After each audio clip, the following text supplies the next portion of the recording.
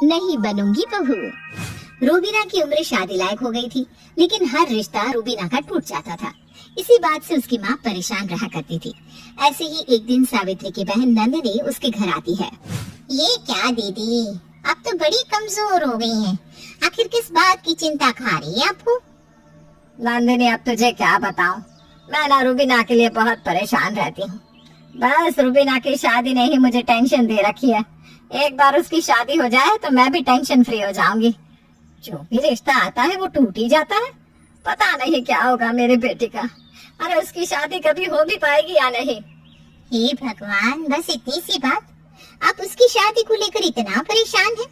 अरे दीदी, भगवान जो करता है ना अच्छे के लिए करता है।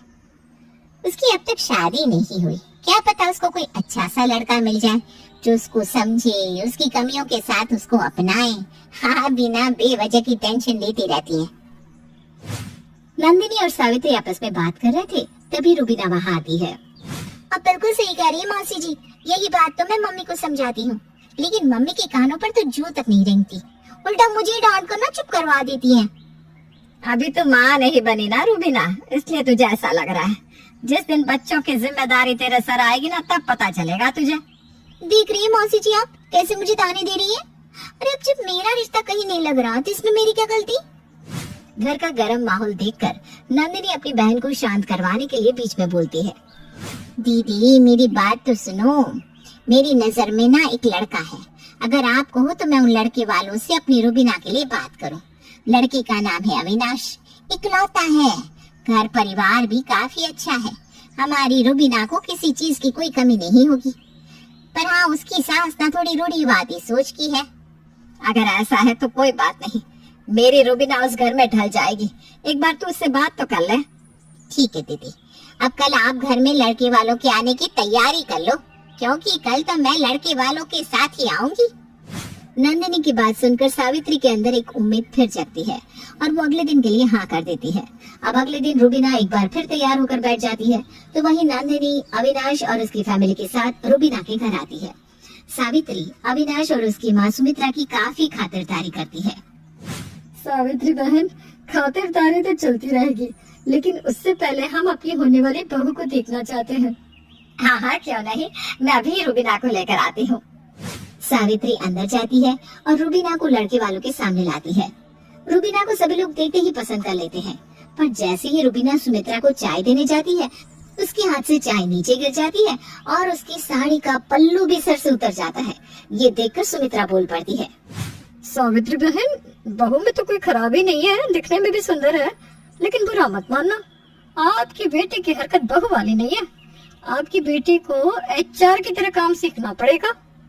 जी क्या मतलब?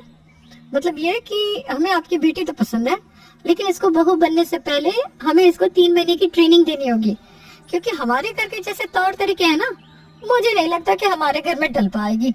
इसलिए इसको 3 महीने की ट्रेनिंग दी जाएगी। अगर ये इन 3 महीने में हमारे तौर तरीके सीख जाती है तो ये हमारे घर की बहू बन जाएगी, नहीं तो फिर भूल जाएंगे इस रिश्ते को। सुमित्रा की बात सुनकर सावित्री अपनी बहन नंदिनी की तरफ देखने लगती है। बहन जी, आप हमें थोड़ा समय दीजिए, हम अभी आपस में बात करके आपको बताते हैं। इतना बोलकर सावित्री नंदिनी और रूबीना के साथ अंदर कमरे में चली जाती है। दीदी, मैं तो कह रही हूँ इस रिश्ते के लिए हाँ कर दो, क्योंकि भले ही ये लोग हमारी रूबीना को 3 महीने की ट्रेनिंग दी, लेकिन इस ट्रेनिंग से हमारी रूबीना का ही फायदा होगा ना। अरे लेकिन नंदिनी, हमारी रूबीना 3 महीने बिन शादी अपने ससुराल में रहेगी। अरे तो क्या हो गया, बिना शादी की ही वो ससुराल की जिम्मेदारी पहचान जाएगी। तो सोचो, जब उसकी शादी होगी तो वो अपने ससुराल को कितने अच्छे से संभालेगी। नंदिनी की बात से सावित्री सहमत हो जाती है, लेकिन तभी रूबीना कहती है, पर मौसी जी, अगर 3 महीने के बाद भी मैं इनकी बहू बनने के काबिल ना हुई तो मेरा रिश्ता टूट जाएगा।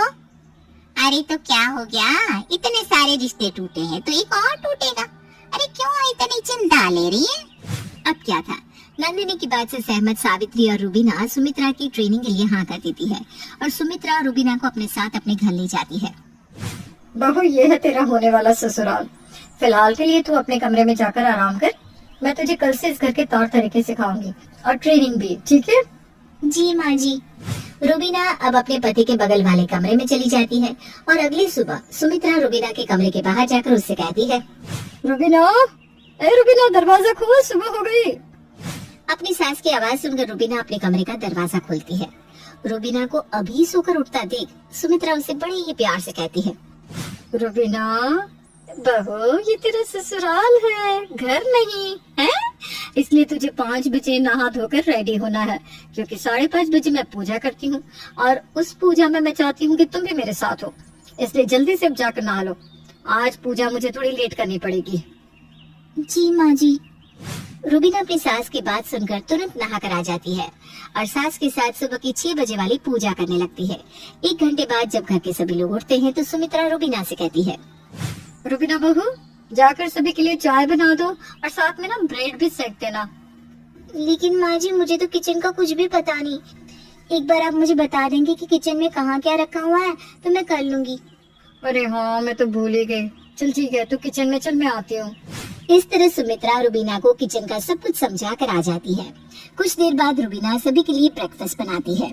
सभी ब्रेकफास्ट कर ही रहे थे तभी सुमित्रा रुबीना की कमी निकालते हुए कहती है, अरे बहू, चाय में तूने चीनी बहुत ज्यादा डाल दी है। तुझे बता दूं, हमारे यहाँ चाय कम चीनी वाली पी जाती है। ठीक है माँ जी, मैं आगे से ध्यान रखूंगी। रुबीना और सुमित्रा बात कर रहे थे तभी बीच में अविनाश बोलता है, अच्छा माँ, मेरा हो गया, मैं ऑफिस जा रहा हूँ। सुनिए ना, आप ऑफिस बिना टिफिन के जा रहे हैं? हाँ रुबीना, क्योंकि मैं बाहर का ही खा लेता हूँ, घर का नहीं ले जा पाता क्योंकि माँ बना नहीं पाती सुबह सुबह। पर अविनाश जी, मैंने तो आपके लिए लंच पैक कर दिया है, अब से ना आप सुबह लंच लेकर जाया करना, क्योंकि अगर आप बाहर का खाएंगे तो आप बीमार भी पड़ सकते हो। रुबीना की ये बात सुनकर अविनाश के चेहरे पर एक मुस्कान आ जाती है। वहीं रुबीना के ससुर जी भी खुश हो जाते हैं। रुबीना अब अविनाश का लंच लेकर आती है और उसको दे देती है। ऐसे ही पूरा दिन बीत जाता है और शाम को सुमित्रा की पड़ोसन सुमित्रा के घर किसी काम से आती है। तभी वहाँ रुबीना बिना पल्लू की चाय लेकर आती है। उसको बिना घूंघट के देखकर सुमित्रा कहती है, रुबीना बहू, ये हमारी पड़ोसन है और हमारे घर के तौर तरीके ये सिखाते हैं कि यदि आपके सामने कोई पराया आए तो आप उससे घूंघट करेंगे, इसीलिए आपसे जो भी तुम्हारे सामने आए उससे तुम घूंघट करोगी। सुमित्रा की ऐसी रूढ़िवादी सोच देखकर उसकी पड़ोसन भी घूर कर देखती है और बिना उससे बात किए वहाँ से चली जाती है। हालांकि ये बात रुबीना को भी थोड़ी अजीब लगती है, पर वो उस समय कुछ नहीं बोलती। तभी रुबीना के कानों तक उसके ससुर मोहित की आवाज आती है, अरे सुमित्रा, मेरी दवाइयाँ कहाँ रखी है? मेरा सर दर्द से फटा जा रहा है। जी आती हूँ। सुमित्रा मोहित के पास जाती है और उसकी दवाई देती है। दवाई खाने के बावजूद मोहित का सर दर्द ठीक नहीं होता, जिसके बाद रुबीना तेल लेकर अपने ससुर जी के पास जाती है और कहती है, पापा जी, कभी कभी ना दवाई नहीं बल्कि मसाज काम आती है, लाइए मैं आपके सर की मसाज कर दूं, देखना 2 मिनट में आपके सर का दर्द गायब हो जाएगा। इस तरह रुबीना अपने ससुर के सर की मालिश करती है। ऐसे ही समय बीतता है और बीतते समय के साथ रुबीना घर में जल्दी उठकर अविनाश का लंच पैक करती, उसकी केयर करती, साथ ही अपने ससुर की भी देखभाल काफी अच्छे से करती। लेकिन अगर उससे कोई कमी रह जाती तो वो थी सुमित्रा के तौर तरीके की। रुबीना खुद को सुमित्रा के तौर तरीके में ढाल नहीं पा रही थी और वो अक्सर कोई ना कोई गलती कर ही जाती। देखते ही देखते पूरे 3 महीने निकल जाते हैं, लेकिन रुबीना सुमित्रा के तौर तरीके पर खरी नहीं उतर पाती, क्योंकि अब पूरे 3 महीने गुजर चुके थे। इसलिए सावित्री और नंदिनी सुमित्रा के घर आते हैं, जिसके बाद सुमित्रा अपना फैसला सुनाती है। पूरे 3 महीने गुजर चुके हैं।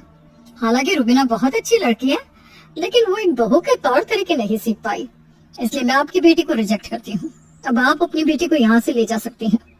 सुमित्रा ने रुबीना को रिजेक्ट कर दिया था, लेकिन इन 3 महीने में रुबीना ने कहीं ना कहीं सभी के दिल में अपनी एक जगह बना ली थी। लेकिन सुमित्रा ने तो उसे रिजेक्ट कर दिया था, इसलिए अब रुबीना वहाँ रुक नहीं सकती थी। सावित्री और नंदिनी रुबीना को लेकर जा रहे थे, तभी अविनाश अपनी माँ से कहता है, माँ ये आप क्या कह रही हैं? मानता हूँ रुबीना आपके तौर तरीके पर खरी नहीं उतर पाई, लेकिन वो हम लोगों की कितनी केयर करती है। आपने ये कभी देखा है? मैं कभी लंच नहीं ले जाता था, लेकिन जब से वो आई है तब से मैं लंच लेकर जाने लगा, मैं समय से उठने लगा। अविनाश सही कह रहा है। जब से रुबीना आई तब से मैं बीमार भी कम पड़ने लगा, और कहीं ना कहीं उसने तुम्हारे भी दिल में जगह तो बना ही ली है सुमित्रा। हम जानते हैं कि तुम भी उसे अपनी बहू के रूप में अपनाना चाहती हो, लेकिन वो घूंघट में नहीं रह पाती, इसलिए तुम उसे अपनी बहू नहीं मान रही हो। अरे क्या हो गया अगर उसने घूंघट नहीं लिया तो? जमाना इतना आगे बढ़ चुका है, नहीं करवाएंगे हम उससे घूंघट। माँ इस रिश्ते को मत तोड़ो, हाँ कर दो इस रिश्ते के लिए माँ प्लीज, क्योंकि मैं रुबीना से प्यार करने लगा हूँ। सुमित्रा भी रुबीना से अटैच हो चुकी थी और अपने बेटे का प्यार देखकर वो रुबीना को रोक लेती है और इस रिश्ते के लिए हाँ कर देती है। जिसके बाद कुछ ही समय में सुमित्रा बारात लेकर रुबीना के घर जाती है और उसे पूरे रीति रिवाज के साथ अपनी बहू बनाकर अपने घर ले आती है।